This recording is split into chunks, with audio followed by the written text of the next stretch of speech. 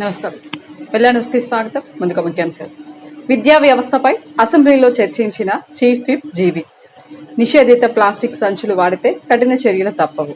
Municipal commissioner Subhash Chandrabose ఆదేశాల మేరకు sanitary inspector Sheikh Ismail ఆధ్వర్యంలో పట్నంలో ఉన్న అన్ని హోల్సేల్ వ్యాపారస్తులకు ప్లాస్టిక్ నిషేధిత సర్క్యులర్స్ ఇవ్వడం జరిగింది.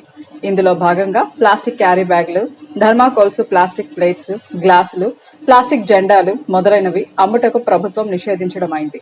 మంగళవారం పట్నంలోని అన్ని ప్లాస్టిక్ హోల్సేల్ రీటైల్ షాపుల నందు రైడ్ నిర్వహించి ఈ విషయంపై అవగాహన కల్పించడం జరిగింది.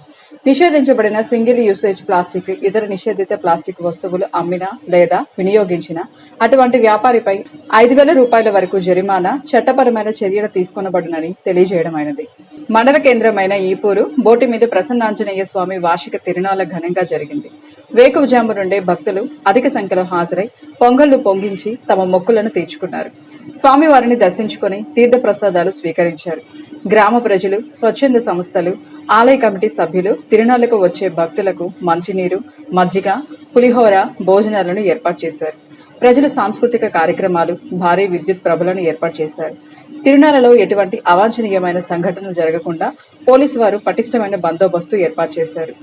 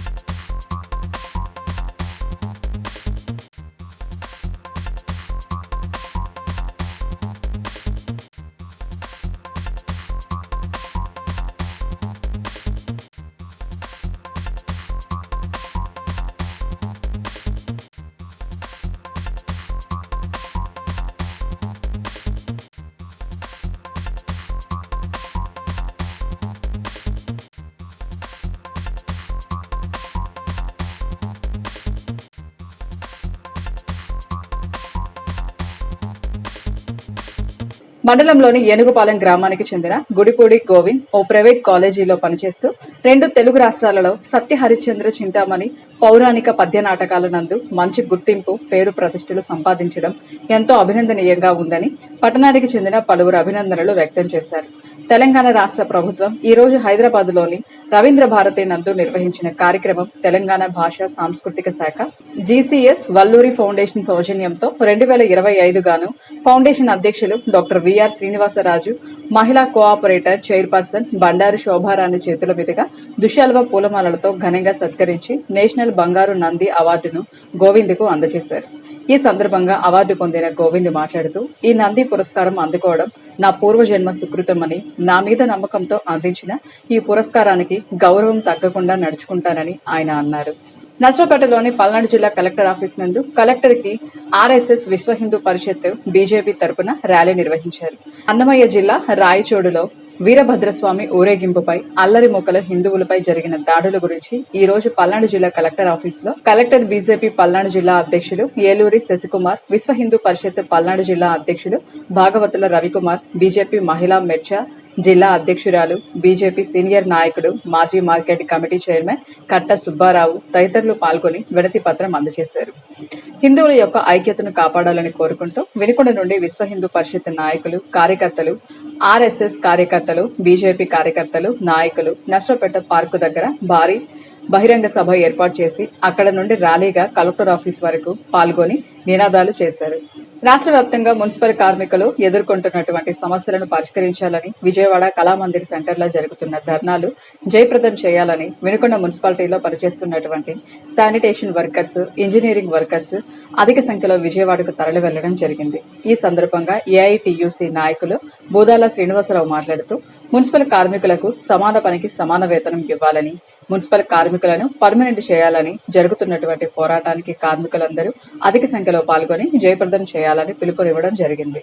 7 సంవత్సరాల క్రిందట మిర్యాలగూడలో ప్రణయ్ అనే యువకుడు కులాంతర వివాహం చేసుకున్నాడని, నడి రోడ్డుపై అత్యంత కిరాతకంగా చంపిన దుండగులకు తెలంగాణ న్యాయస్థానం వేసిన శిక్షకు గాను మాల మహానాడు కమిటీ వారు హర్షం వ్యక్తం చేయడం జరిగింది. నర్సరావుపేట రోడ్డులోని పంచాయతీరాజ్ దగ్గర గల అంబేద్కర్ విగ్రహం ఏర్పాటు చేసిన కార్యక్రమంలో మాల మహానాడు నియోజకవర్గ ప్రధాన కార్యదర్శి పిడుగు విజయ్ మాట్లాడుతూ, ముందుగా మా కమిటీ తరపున తెలంగాణ న్యాయస్థానానికి, ప్రభుత్వానికి హృదయపూర్వక నమస్కారాలు తెలియజేస్తున్నామన్నారు. అలాగే ఇటువంటి సంఘటనలు తిరిగి మరలా ఎవ్వరికి జరగకుండా చూడాలని, మరీ ముఖ్యంగా దళితులపై ఎటువంటి దాడులు జరగకుండా చూడాలని రెండు తెలుగు రాష్ట్రాల ప్రభుత్వాల వారు తగు భద్రత కల్పించాలని కోరుతున్నామన్నారు. ప్రణయ్ కుటుంబానికి కూడా రక్షణ కలగజేసి వారి కుటుంబ సభ్యులలోని ఒకరికి ఉద్యోగం ఇవ్వాలని ఈ సందర్భంగా తెలియజేశారు. రాష్ట్రంలో తప్పుడు దుష్ప్రచారాల్లో జగన్, వైకాపాకు ఆస్కార్ అవార్డులు ఇవ్వాలంటూ ప్రభుత్వ chief whip Vinukonda MLA GV Anjaneyulu ధ్వజమెత్తారు. అసెంబ్లీలో విద్యా వ్యవస్థపై చర్చ సందర్భంగా వైకాపా జగన్ తీరుపై విరుచుకుపడ్డారు. గత వైసీపీ ప్రభుత్వంలో నాడు నేడు పేరు చెప్పిన రంగులు వేసుకోవడం తప్ప జగన్ చేసిందేమీ లేదన్నారు. 2018 వరకు దేశంలోనే 3వ స్థానంలో ఉన్న విద్యా ప్రమాణాలు 2024 నాటికి పాతాళానికి పడిపోయేందుకు కారణమయ్యాయి. జగన్ విధానాల దెబ్బకి 2,43,000 మంది డ్రాపౌట్ అయ్యారని, 12 లక్షల మంది ప్రభుత్వ బడులు వదిలేసి ప్రైవేట్లో చేరారని ఆవేదన వ్యక్తం చేశారు. ఇంతటితో వెన్నెల న్యూస్ సమాప్తం. తిరిగి రేపటి వెన్నెల న్యూస్లో కలుసుకుందాం. నమస్కారం.